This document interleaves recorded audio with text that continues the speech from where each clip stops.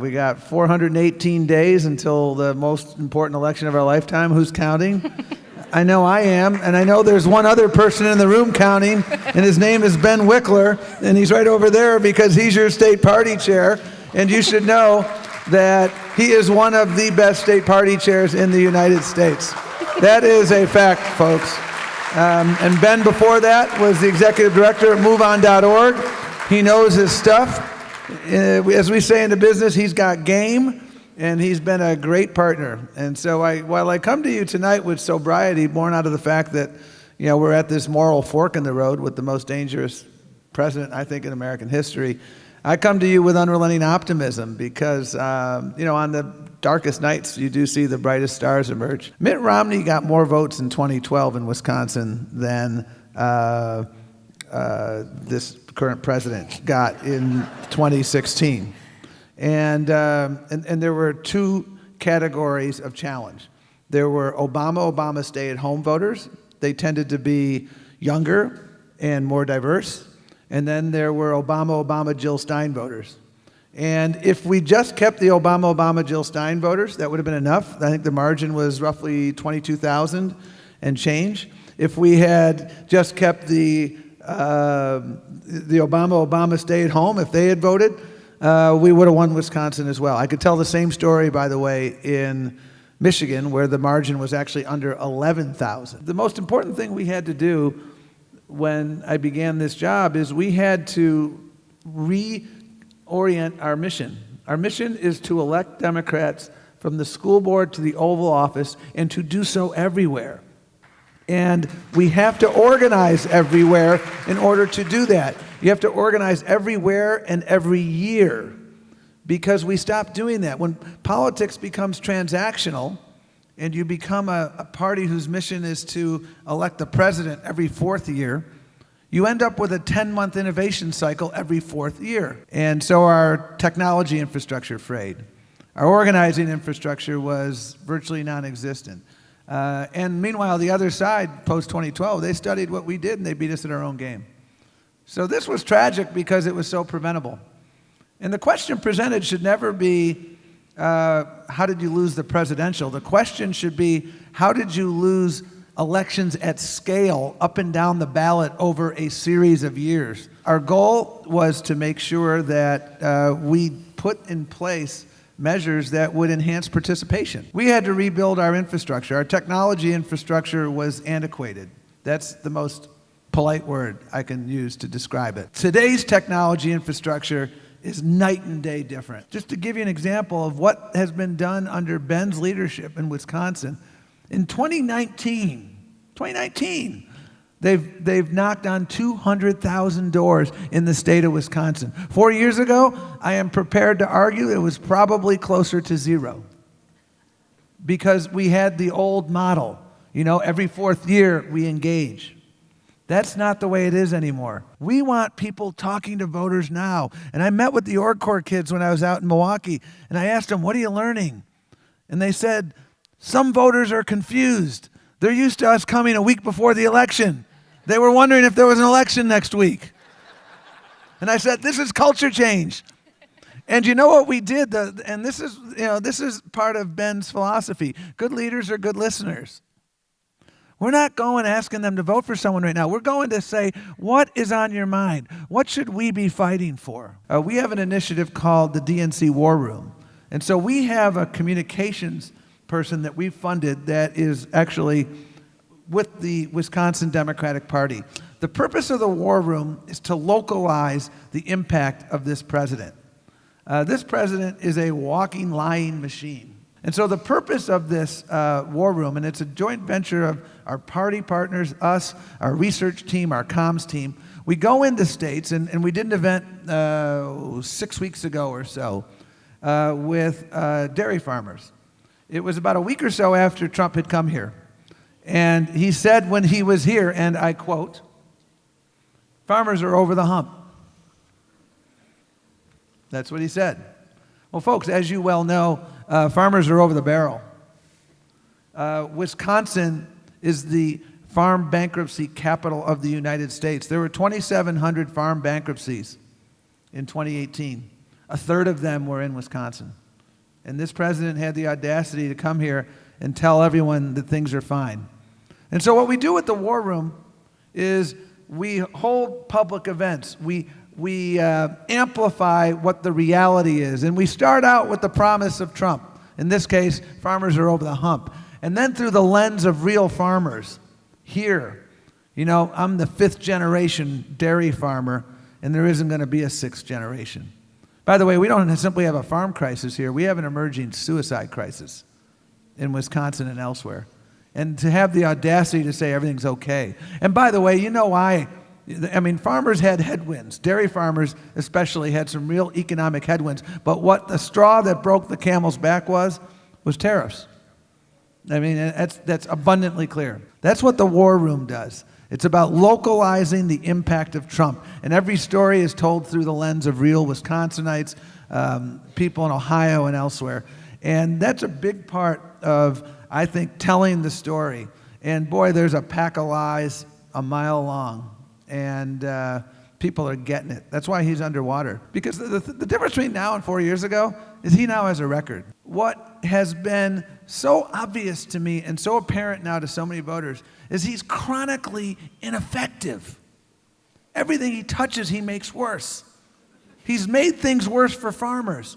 He's made things worse for people with pre-existing conditions. He's made things worse at the border. He's made things worse for women who thought Roe versus Wade was settled law.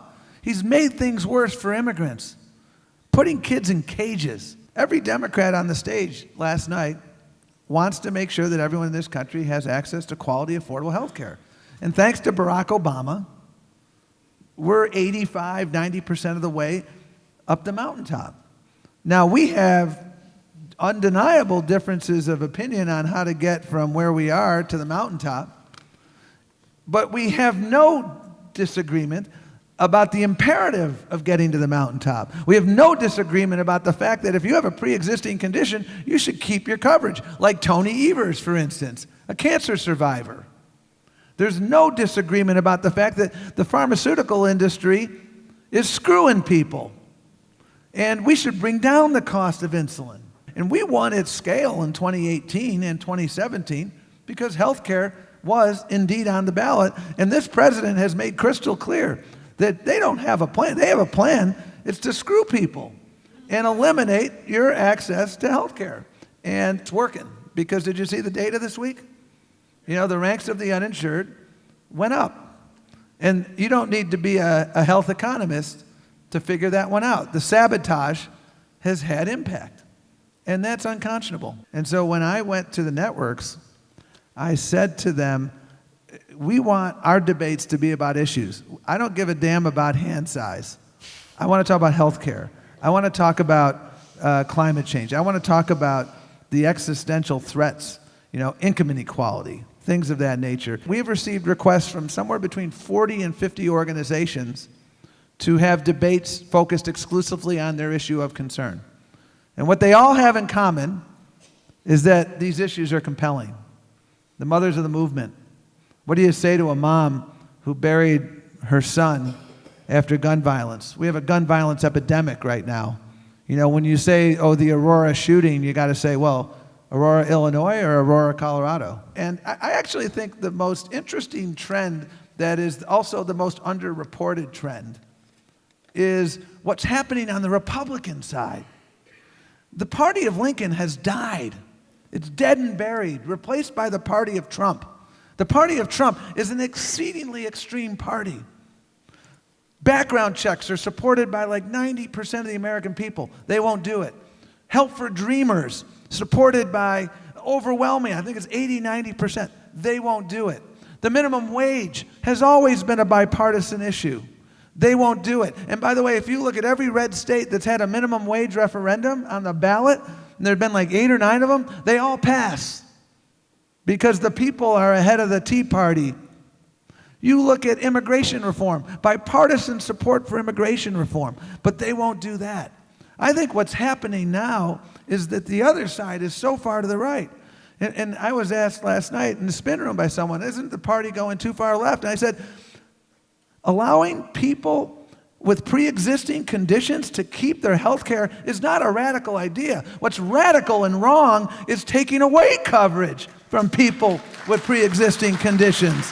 What's radical and wrong is overturning Roe versus Wade. What's radical and wrong is putting people in cages, little children, and taking them away from their parents. So I'm proud of what we're doing as Democrats. Our platform is both bold and pragmatic and speaks to the issues that people care about. And it speaks to who we are as a nation. So when I hear about is the Democratic Party going too left, the reality is the Republican Party is going too right.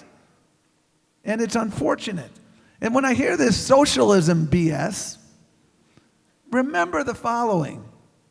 When Social Security was debated in the 30s, when the minimum wage was debated in the 30s, when Medicare was debated in the 60s, when the Affordable Care Act was debated, what they all had in common is the Republicans said, socialism.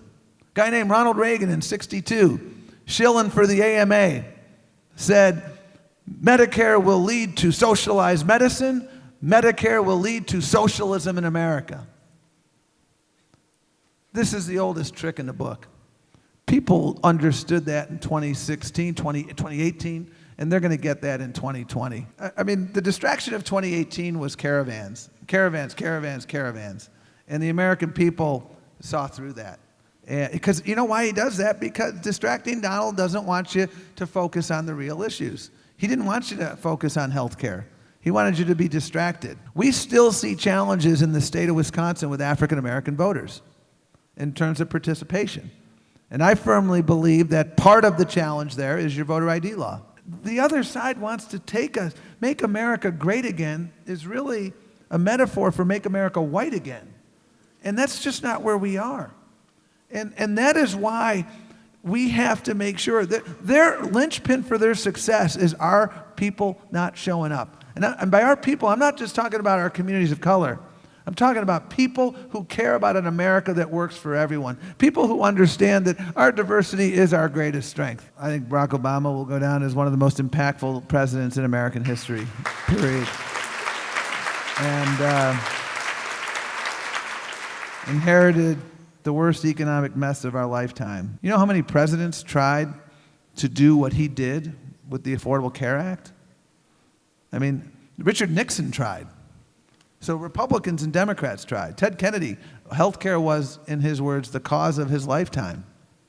I mean, this stuff was hard, and he got it done. And I think what people miss as much as anything is sanity in the White House. I mean, it really, I mean, if my children lied 1/100th of as frequently as this president would lie, there would be consequences. What the American people miss is, Canada is our friend. Russia is not. Like the basics. Stuff like that. So who's your favorite candidate? Let me put my button out. Democrat for president. I mean, let me say this about that question, is because I've worked with just about all of them, and I think they're all spectacular. And it's up to you. And so I really encourage you to date early and date often and date simultaneously.